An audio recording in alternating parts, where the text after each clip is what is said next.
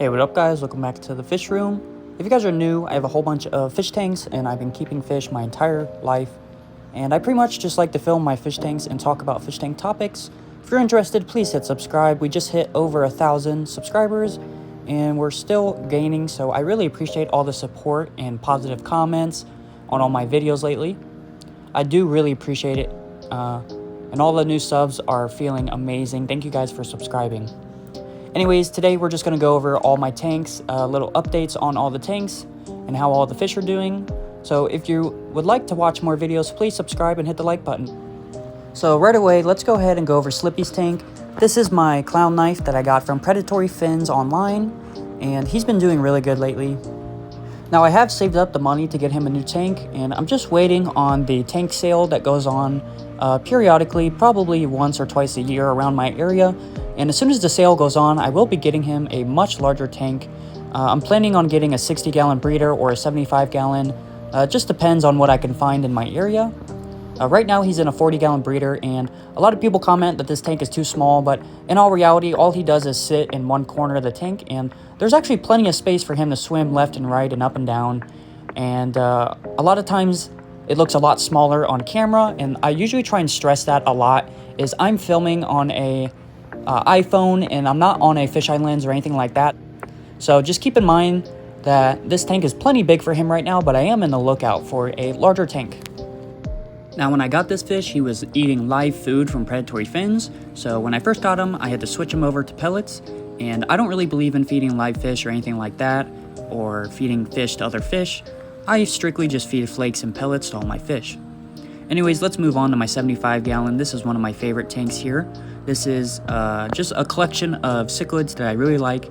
So there's some firemouth cichlids in here. I have a big group of females and males in here. Then there's also a starry night cichlid, which is the black cichlid with blue dots. And then I have a gold severum in this tank, and I also have a male and female keyhole cichlid in this tank. And if you guys have seen my other videos, I recently rehomed my Oscar because he kept trying to eat the keyhole cichlids, and honestly I really like the keyhole cichlids better than the Oscar, so I kept my two paired up keyhole cichlids. I have a male and a female, but they usually just hide in the corner. If you look closely here, you can see my bristlenose pleco on a whole batch of eggs. And a lot of people argue with me and tell me that I'm not breeding plecos with cichlids, and it's actually completely possible. The pleco will protect the eggs and hatch them out, and usually at nighttime the cichlids will actually pick at the babies, but if you just pull out this whole decoration with the male and the eggs, he will actually hatch all those babies out in another tank. But right now I'm just too busy to be removing the eggs, so like I said, the eggs are just going to stay in there and probably be eaten. Anyways, this is my keyhole cichlid male and female over here. They kind of own the right side of the tank, and then all the other fish own the other side of the tank. I really do love firemouth cichlids, and I think they are super underrated, so that is why I've had this tank on the channel, just to show off firemouth cichlids, and also show off the starry night cichlid, which is just a nicer version of a Jack Dempsey. I've kept a lot of Jack Dempseys in the past. They are very similar to that fish, but just much more aggressive. If you're looking for a less aggressive kind of Jack Dempsey looking fish, I would check out the starry night cichlid. Now they do get really big, but unlike Oscars or anything else, they not get very big very fast. It's going to take a very long time for them to reach mature adult 12 inches, and a lot of times captive bred cichlids are not even going to reach that full adult growth. So just keep that in mind. If you are going to get these fish, make sure you give them a proper big tank. I love to advertise always giving your fish a proper home, and always trying your best to give them a good home. Next up, we have my massive Hexagon tank. This tank is super big, and it's very awkward to film because it's so wide and tall, but a lot of people comment that this tank is overstocked, which in my opinion is just completely not true.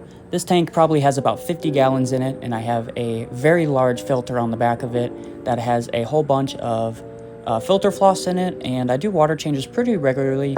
I've never really had issues with this tank, and if you guys are new to the channel, there's probably only about 40 tetras in the background, but they all come up to the front where I feed them, so it looks like there's a lot more fish in here than there really are.